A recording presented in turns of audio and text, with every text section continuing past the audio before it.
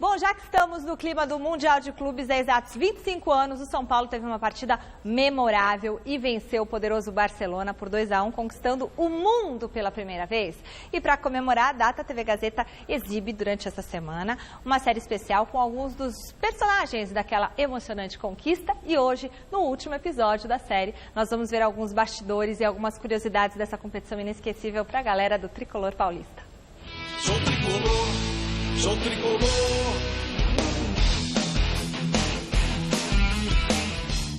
Sou tricolor, sou tricolor. Garantido na decisão do Mundial Interclubes, o São Paulo foi a uma excursão na Espanha, o torneio Teresa Herrera. Nós jogamos contra um time uruguaio, acho que Peñarol, e ganhamos nos pênaltis. O Zete de novo foi decisivo, né? E na final a gente foi, na final do torneio Teresa Herrera contra o Barcelona. A gente sabia que era um torneio de verão, né? Que era um torneio que eles estavam iniciando uma preparação. E a gente sabia da força que era, né? Mas essa equipe ela foi formada de uma maneira, esse time do São Paulo foi formado por homens, por profissionais, e por um comandante que não deixava a gente piscar, entendeu? Olha, atenção que temos outra final daqui a pouco. Perdemos o receio do Barcelona no Teresa Herrera, né? Que foi em agosto, e nós vamos jogar com o Barcelona em dezembro, né? Então perdemos ali o receio, né? Porque entramos, né? O Barcelona, com aquele estilo de jogo, né? Trocando bolas e tal, disse, puxa, aqui hoje vão enfiar um monte de gols, né? E começamos perdendo de 1-0, e viramos para 4-1, né? E perdemos o receio do Barcelona. Como eu te amo, tricolor, como eu te amo demais, o dia que tu não existe. O embarque ao Japão foi em meio a mais uma polêmica do técnico Tele Santana. O jogo contra o Palmeiras era no domingo, a gente teria que sair no domingo, chegaria só na terça-feira lá, e eu gostaria de chegar na segunda, para que a gente tivesse a semana inteira, não só para adaptação ao fuso horário, como também a aclimatação, porque a gente ia sair de um calor aqui de 30 graus e chegar lá com um frio de 4, 5 graus. E houve uma certa resistência da federação, do Pará, não queria o jogo no domingo, a ponto do Tele ameaçar de não ter a final. Então nós não vamos jogar. Se for para ser no domingo, nós não jogamos, nós abdicamos aí, porque o mais importante para nós é o Mundial. A preocupação do preparador Moraci Santana era outra. Pra você ter uma ideia, em julho, o hotel que nós íamos ficar em Tóquio já tinha o nosso cardápio. A carne lá custava muito caro, e aí nós começamos a ver como que nós iríamos resolver essa situação. Nós tivemos que fazer uma logística para levar essa carne, porque não poderia passar na alfândega. Ela passou num saco desses de chuteiro, saco de roupa, os isopores com a carne no meio e chuteira toda em volta, com a trava virada para fora, e cobrimos esse saco aí, e chegou na hora lá em Tóquio, passou pela alfândega, mas disfarçado de um saco de chuteira. Com a bagagem especial pronta, hora de se preocupar com o Palmeiras e a decisão do Campeonato Paulista. Vitória por 4-2 aqui mesmo no Morumbi. Horas depois, a equipe já estava em Guarulhos para o embarque a Tóquio. E ali, momentos antes de entrar no avião, um episódio uniu ainda mais o grupo, rumo à inédita conquista.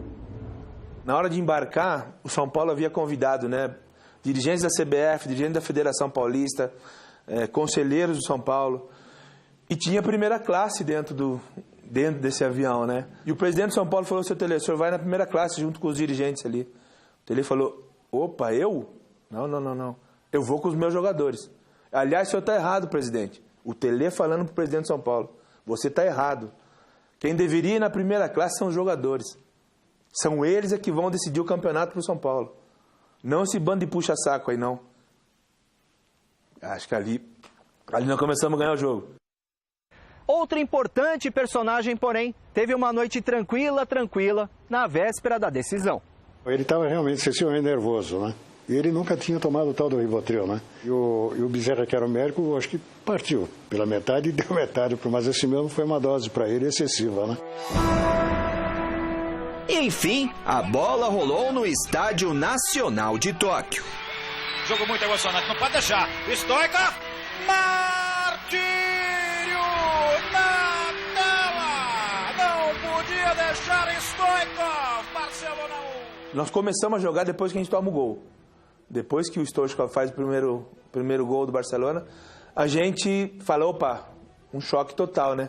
E eles continuaram jogando. E a gente correndo atrás dos caras e não achava a bola. Nós adiantamos a marcação e começamos a jogar. Eu falei assim, ó, quando a gente pegar a bola, vamos jogar, vamos pra cima dos caras. A gente não tinha centroavante. E como é que faz? O Palhinha é um passador de bola, o Raí o carregador de bola. Sobrou pra mim. Então eu tinha que improvisar alguma jogada para poder quebrar, né, o sistema defensivo do Barcelona. E foi aquela jogada do Ferrer, aquela jogada famosa.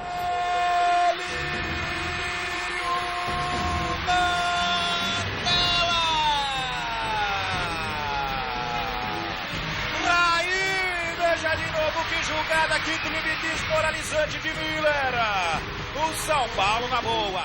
E só que naquela oportunidade, naquele lance, eu errei o passe pro Raí. Porque todas as vezes eu jogava no pé do Raí rasteira e ele fazia o gol. Só que quando eu fui caprichar muito, ela subiu. E o Raí, achando que a bola ia entrar, tentou sair. No tempo que ele tentou sair, bateu na barriga, cara, tivemos sorte e fizemos o gol.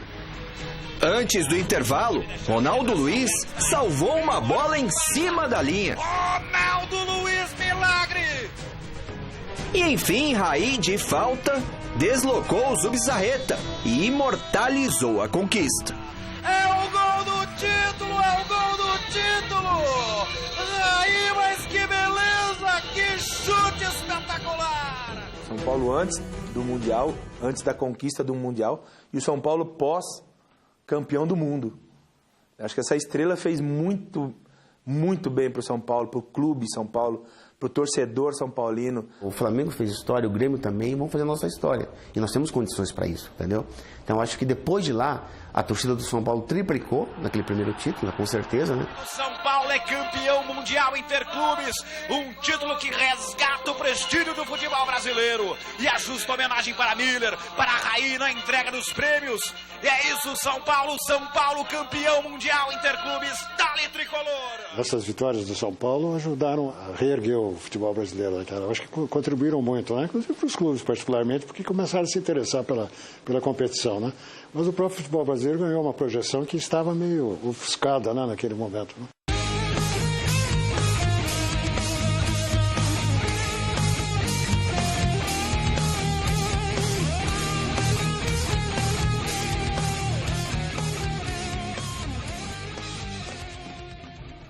Não, antes da gente falar do jogo, tem um episódio... Ainda falando desse jogo de 92, o árbitro daquela partida, o argentino Juan Carlos Loustal, relatou um encontro inusitado entre Tele Santana e o holandês Johan Cruyff 48 horas antes da decisão. Em entrevista à agência de notícias EFE, o juiz disse que estava passeando de madrugada pelo saguão do hotel quando viu os dois treinadores em um bate-papo descontraído. Ainda segundo o argentino, os dois tratavam o futebol como algo sagrado e fizeram um pacto para que seus jogadores jogassem a final de maneira limpa e bonita, reprovando qualquer tipo de cera ou substituições apenas para ganhar alguns segundos de jogo parado. Que legal essa história, né, pessoal? A gente está falando de dois Tele e Cruyff, gênios, é isso? entendeu? Dois gênios. E aí quando você tem, veja só, né, uma partida final de Mundial de Interclubes, e aí os dois se reúnem e se propõem a tirar de campo quem fizesse um antijogo, quem fizesse simulação, quem fosse violento. Isso é fantástico. E não é nenhum folclore, Flávio. A gente que acompanhou o Tele de perto sabe o que ele pedia para os jogadores. Quando o jogador era violento, ele sacava do time. O Júnior Baiano, que foi para o São Paulo depois, tinha fama de violento no Flamengo. No São Paulo só jogou na bola, não podia bater em ninguém. Quer dizer... E quem ganha com isso? Espetáculo, né, Flávio? Puxa vida, o São Paulo, nesse ano aí, ganhou do Barcelona na final, e o Barcelona tinha um belo time, e já tinha ganho no Teresa Herrera por 4-1. Ou seja, o São Paulo jogava um futebol mais tão bonito, que mesmo quem não era São Paulino, torcia para o São Paulo por causa do Tele Santana. Não tinha como não torcer para o Tele Santana. Pela filosofia de jogo, pela maneira como ele se propunha jogar futebol. Eu sempre fui um fã como torcedor e depois como jornalista também, acompanhando o dia a dia do Tele Santana, não tem como não ser. E detalhe, como ele era autêntico. o que ele fez com o presidente de São Paulo, que treinador que você vê fazendo isso? Sabe? Não vou ficar lá com aqueles caras, não. Quem deveriam estar lá eram jogadores, não esses puxa-sacos. Sensacional. Esse detalhe, por exemplo, eu não sabia. E aí tem muita coisa bacana que a gente, né? O Miller contando que o primeiro gol também foi um lance, né, meio que de erro e tal. E a falta, eles treinaram várias vezes, só deu certo uma no dia da final. Naquela época era um pouco mais equilibrado, era bem mais equilibrado. Bem mais. Né? O Barcelona era mais rico e tal, mas a boa parte dos jogadores de alto nível estavam por aqui, então dava mais jogo. E você falou, eu falar de Johan Cruyff. Cruyff eu entrevistei 2 vezes, coisa que me enche de orgulho. E acompanho muito o trabalho dele. Esse futebol bonito que a gente vê hoje, do Barcelona, do Guardiola em si, é coisa do Johan Cruyff. Aquilo que a gente falava segunda-feira. O Cruyff, ele tinha muito... Que vem de Rinos Mítios também. Sim. Tudo começou com Mítios. Ele priorizava a estética do jogo. Então, é bem isso que eu falei. Aqui no Brasil, se tivesse uma organização séria, não a CBF, alguma coisa séria, a gente discutiria a estética do jogo.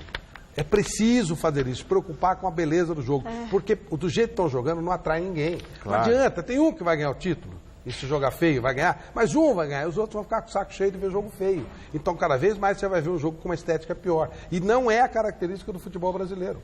Então, hoje você vê só brucutuzão, os caras não se preocupam. Se não nos preocuparmos com a estética do jogo, com o jogo bonito, não iremos andar. O futebol vai continuar nesse nível de jogo muito baixo que a gente está vendo. E pode ser melhor. Mesmo perdendo jogadores, mesmo com o dinheiro estando lá fora, dá para fazer coisa muito melhor. Mas para isso nós precisamos ter gente querendo melhorar o jogo, preocupada com o jogo. O Arsenal tem no estatuto dele a obrigatoriedade de jogar bonito. Exatamente. Poxa, isso. Tem que fazer isso, sabe? Tem que jogar bonito. Tem que pensar. O Raí falou que vai ter essa preocupação. Tomara, que é isso que a gente precisa. Querendo ver jogo bonito, independentemente do resultado, só um vai ganhar jogando feio, jogando bonito. E o mais legal dessa conquista do São Paulo contra o Tele Santana, porque quebra alguns paradigmas. Primeiro, o Tele chegou a perder 5 jogos aí com a camisa com o São Paulo. Estava balançando, foi mantido, foi campeão do mundo. E ele, no Brasil, não tinha rede social naquela época, mas sempre tem os rótulos. E ele era taxado de pé frio. Porque o time dele jogava bonito, mas não ganhava nada. Perdeu a Copa de 82, perdeu a Copa de 86. Perdeu com o Palmeiras. Perdeu com o Palmeiras. E aí, com o São Paulo, ele teve a chance de escrever o nome dele mesmo como vencedor. Sim. Sabe? Que foi sensacional. Vocês eram parentes? Não, porque você falou que ele é pé frio. Hora da gente ver... Sou tão injustiçado quanto ele era.